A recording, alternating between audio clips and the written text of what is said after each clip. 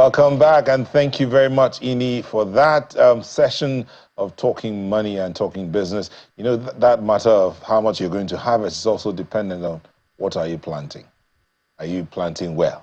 Are you following the principles of planting?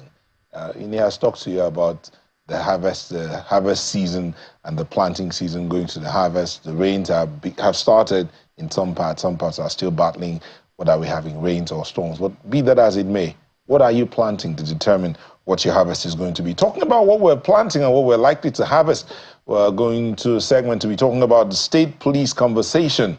Yes, looking at the state police conversation. How would the state police function? What would it be like?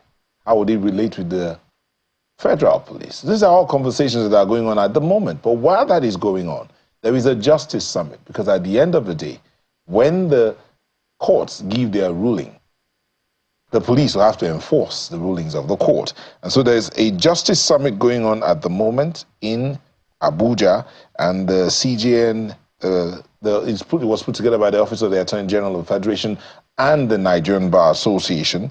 And the Chief Justice of Nigeria is there and says the onus lies on the judiciary to deliver justice to the people at all times. And of course, in attendance at this particular Justice Summit, of course, Mr.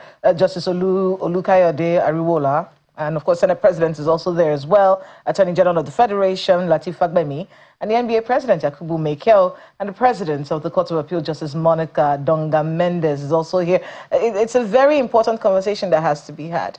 When we're done with the policing part of the job, it then gets to these guys. Yes. Then we now start to hear things that we didn't think about. And then you get to find out that what someone that the police had thought was guilty may not These be guys will by now tell you reason that of not being able to properly present your case. Okay. You know, I mean, I think the conversation really has started among Nigerians. We're moving away from the outrage, and I think that's part of what we were talking about in the last segment. Moving away from the outrage of what has happened to the actual processes that lead to the justice that you want. At the end of the day, it's about the institutions that we have and how effective those institutions are. So having said that, let's bring in our guest today. Mr. Laolu Konde is a former presidential aide to the former vice president, Oshibajo, Professor Emi Oshibajo. Thank you for joining us here. Good morning. Thank you for having me. And that conversation about state police, before we even get there, this the EFCC and Yahaya Bello, that conversation is also burning real hot and boils down to, some will say it boils down to the question of justice delivery. We had two courts of concurrent jurisdiction giving rulings that seem to have, like they are short-circuiting each other. Yeah. How's that playing out for you? Well, you know, first I wanted to say, you know, regarding the Justice Summit that, you know, this is quite one of the more important things that we need to deal with, the question of justice reforms, you know, because, you know, it has a lot to do. I mean, I think just like both of you are saying, when the investigation is done, it gets to the judiciary, and we know all of the problems that happen there. So this Justice Summit hopefully can address this issue, and we can move the question of justice sector reform forward. And we must commend the Attorney General, who seems to be a silent person trying to get things done. We must commend him and hope that this will lead to something that can transform the judiciary and the entire criminal justice system. Now, but to your point about the coordinate calls and all of that, my take is that the law is meant to help society to deliver good. So I will leave the lawyers to sort out the technicalities. What we know is that we have EFCC, an agency that is assigned the task of investigating corruption and financial crimes. And that agency, to us, you know, laymen, regular people, common sense, has said that, look, come and answer to some of the things that we have, you know. We want to hear your take so that we know how to take this forward. Now, to have a former governor try to, not follow through to say, okay, yeah, you know, what questions do you guys have? To try to, you know, try to break the system, bring up all issues, And I'm sorry, quite a few of our legal minds also throwing up what really becomes a mumbo jumbo. We don't want to get involved in the technicalities. The point is that how are we best served as a society? Is it by somebody making himself available to be interrogated if there are charges against him? Or should we tie ourselves down to the technicalities of law? Look, the choice is very clear. We want the process to go forward. And so we must encourage former Governor Yahaya Bello, to redeem himself. There is still time to redeem himself by surrendering himself to the EFCC, answer their questions. We've had people like Fayose. In the case of Fayose went there. He didn't wait for them to invite him. There are over 20 former governors that are being tried, against through EFCC. Yeah, and it is a billable offense. So I mean, I think Governor Bello has just really messed himself up by turning this thing into a big deal. Former Governor Bello, but at the end of the day, the dialogue of the state, this state police dialogue. I just had a conversation with someone, and we're talking about how would this have played out should there have been a state police? The federal police or the federal agency has an issue against this man saying, come and answer to this. And there is a state police. Would they have been able to do anything? Would the state police, seeing that this man was our boss, would they have allowed themselves to have been used to hide him, or would they have given him up to the federal agency to go and answer questions? Because even when we have state police, the federal government is not going to completely abandoning some of these policing functions. Now, you will know that, for instance, in the U.S., where they have state police, they even have local government police and all that, they are still what they call the Federal Bureau of Investigation, FBI. So I imagine in our case here, the federal police. Yeah, okay. But there are jurisdictions that are normally highlighted that this is where you come in. These are federal crimes. These are state crimes. So I don't think that will be the problem. I think the problem that we are dealing with on the question of state police is that yes, there is now a national groundswell of opinion in this country to say, hey, let's have state police. The question is, how do we ensure that the governors don't abuse state police? And it's a very important conversation that we must have. So, what's it? Because I don't want him to say that and just move on from that. I want him to clarify that. You see, that dialogue of what pertains to the federal, what pertains to the state might be the starting point. Maybe that's where the issues around who is supporting and who's not supporting the state police conversation. Your former boss spoke about state police at one time, and indeed, he gave a directive when he was acting president for the commencement of what? Community policing, right? Yeah. All tending towards, or assumption out there that it was going to build up to the establishment of the state police infrastructure. Right. What happened?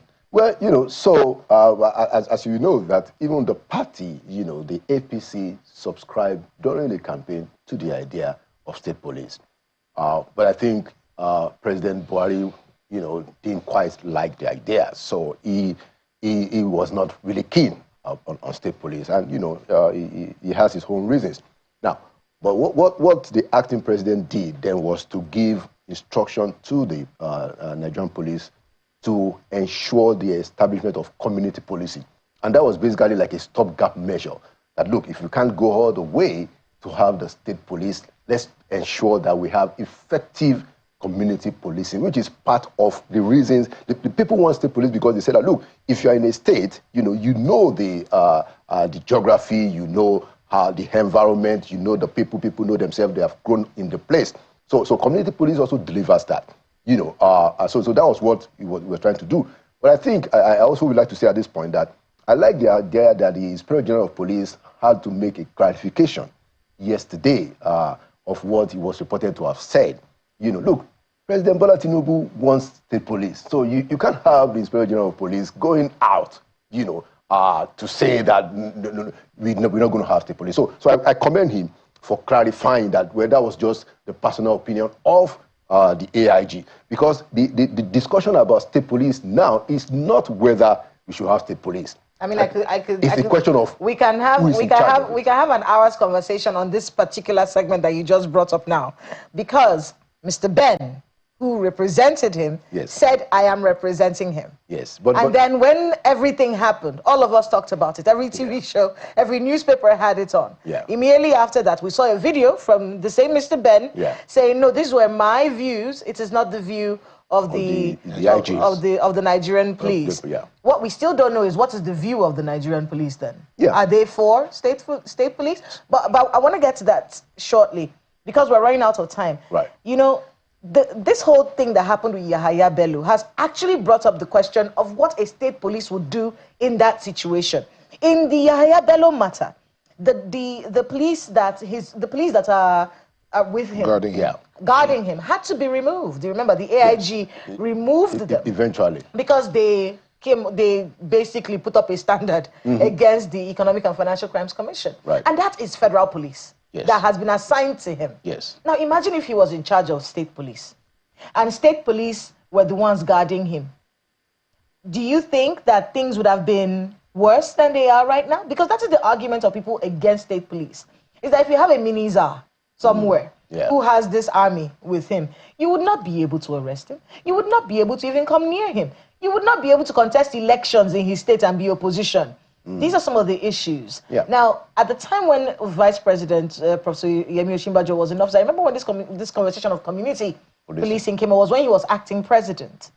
And, you know, it was very important at the time because he made a distinction. These were still policemen who would still be funded by the federal level. There was still going to be, you know, central police, but they would be involved in community policing. That's a better option than having actual state-run police. Okay, thank you, Kela. I still believe that we need a state police, you know, that is controlled from within the state. Yes, there are issues. You know, you're going to find this kind of situation where a governor might be able to use the state police, actually abuse the state police. Yeah, you know, there are abuses of even the federal police. Don't forget that we had NSAS in this country. That's federal police, and it happens every time. So I think we are better served under a system where the people in the state, the authorities in the state, you know, have the final say on what the police does, rather than this big country, 36 states, everybody waiting on Abuja for important operational command. So we should have state police, but we must ensure that the governors don't abuse it. And there have been all kinds of ideas, you know, involve the traditional rulers, involve the state assembly, you know, make sure that, you know, the power to appoint and to fire a state police commissioner is not absolutely in the hands of a governor. And there are other kinds of ideas that can be developed to ensure that it's not abused. But yes, those scenarios they're possible. The only way to sort it out is to say, this is your own function, this is your own responsibility, and everything is codified. Okay, we'll take a moment and go on a quick break. When we'll come back, Aya will kick in. I guess he has a couple of questions for you. Just stay with us.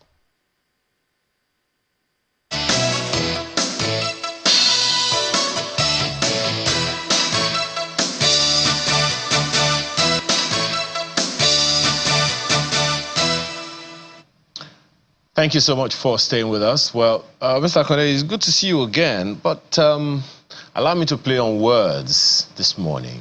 From your inside sources, what are some of those information that people need to have that can help them to take informed position on this issue of state police? Well, you know, I think the most important factor, in my view, is what everybody already knows. We are having very persistent problems of insecurity, and it seems everybody believes that, look, if we break down, you know, the law enforcement authority into smaller parts, they might be able to be more nimble, more agile, and better to address the problems in their own environment. I don't think, Hayo, that I have any immediate inside sources information, on that issue. But I think it's likely the fact that we have been dealing with this problem of insecurity. The federal police is struggling with it, and we think that if we decentralize and keep the authority in each state, it might get better. And I think we owe it to ourselves as a nation to try it. Maybe I was just trying to reference your program coming up, I think, tomorrow. Well, in the meantime, there is one other question that a number of people have continued to ask about this whole conversation about state police. We didn't just have state police back in time. We had regional police. We even had local security systems back in time. So there are questions around what happened then, and have we been able to investigate how we had to stop it at that time, and so that we don't get back to a situation where we have to reverse ourselves again. Have we? Do you think that that conversation is necessary? Because in all the issues that have been raised, all I hear, all everyone has been hearing, just as you said, is that the governors are going to use it and all of that. But that's just one leg of the conversation. There are those who also believe that even at the federal level, the politicians, the leaders themselves have been using this, security apparatus to their advantage. So do you think it is necessary for us to look back? What happened back in time? How come we had it back then, we don't have it anymore? What was responsible for us collapsing the policing, the decentralized police into one? And how do we ensure we don't get back there again? Okay, so two things. What happened then, in my view, is that we had the military government coming in to play politics and to be in charge of governance. Under the military tradition, it is command and control. So any ideas of decentralizing power centers it contradicts the military tradition. So the military came in and they generally unitarized everything. Of course, we know that under the regions, there were incidences and cases, quite a bit, of where the ruling party in the region can use, the state police. There is the famous example of, government will dump, if you are a political opponent, they will dump a dead body in your backyard, and by morning the police will come and arrest you. What happened to this guy that we find dead? So we had a lot of that happening then. Now, my point is that even now, there are still issues of abuses that we are trying to deal with, even with the federal police. I think there has been quite a bit of improvement in the federal police. We must say that, but there are still issues. And there will always be issues around policing anywhere in the world, even in the United States.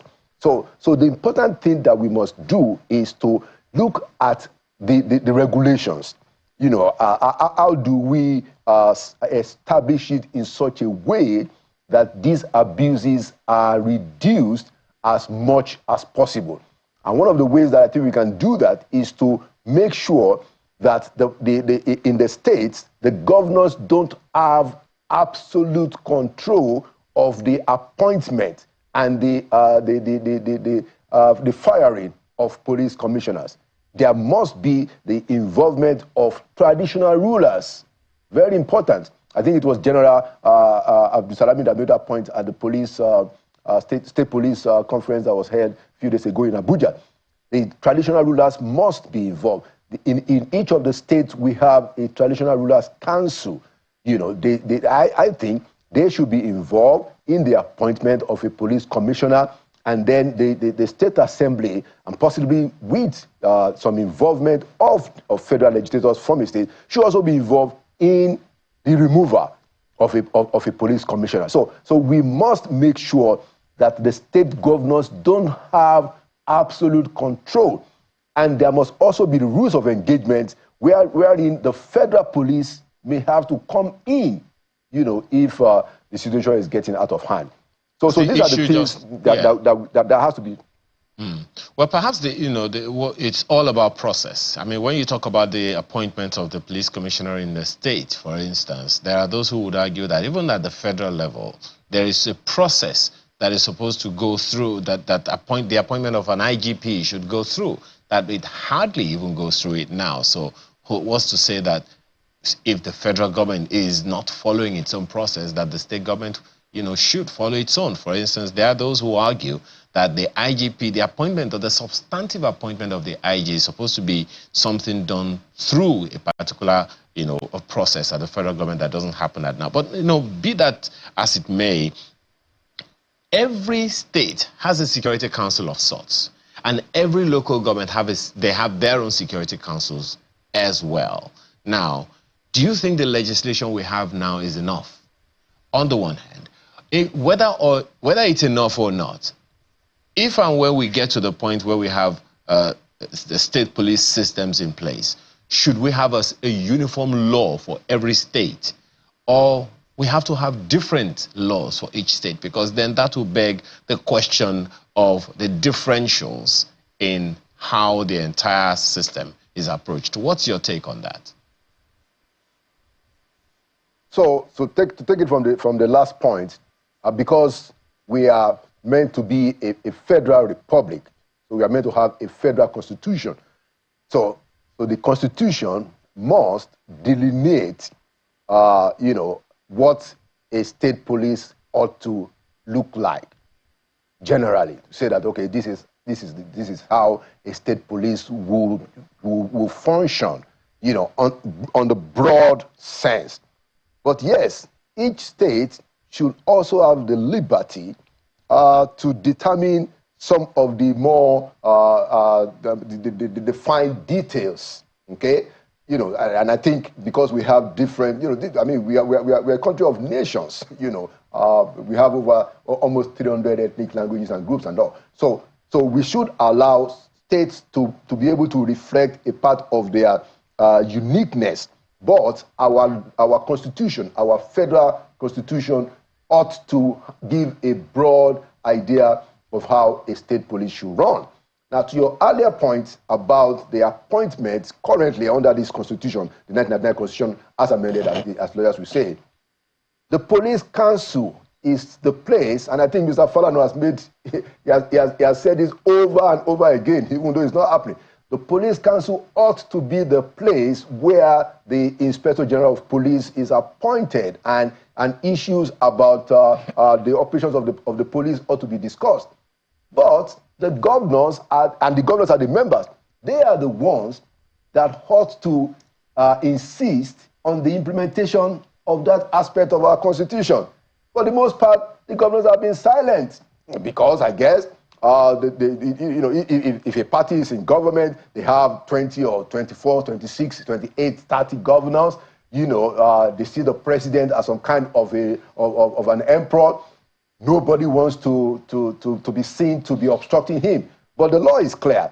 And the governors who are the members of the council, they ought to be the ones to be saying that, no, this is not how our law says to appoint the police commissioners. But they'll be silent on the matter. Indeed, Mr. Lalo Akonde, I want to thank you so much for coming in this morning. This conversation around the state police definitely is not over yet, and I'm sure there will be other pockets of conversations, expanded and small, as the case may be. Thank you once again. Mr. Lalo Akonde is a former aide to the former vice president, Professor Yemi Osinbajo. Thank you for coming in once again. Thank you so much. And that is where we will want to say thank you for letting us be a part of your morning. We do hope you enjoyed the conversation. Till we bring you another edition again, this is me saying goodbye. I'm Nelta Igbe. I think I enjoyed today's conversation because we started talking about bullies, and bullying was the theme for the rest of the day, how to stop bullies in their tracks. So let's incorporate that as we move into our lives, how to stop all the bullies around you. I'm Kayla Magwa. Have a wonderful day ahead.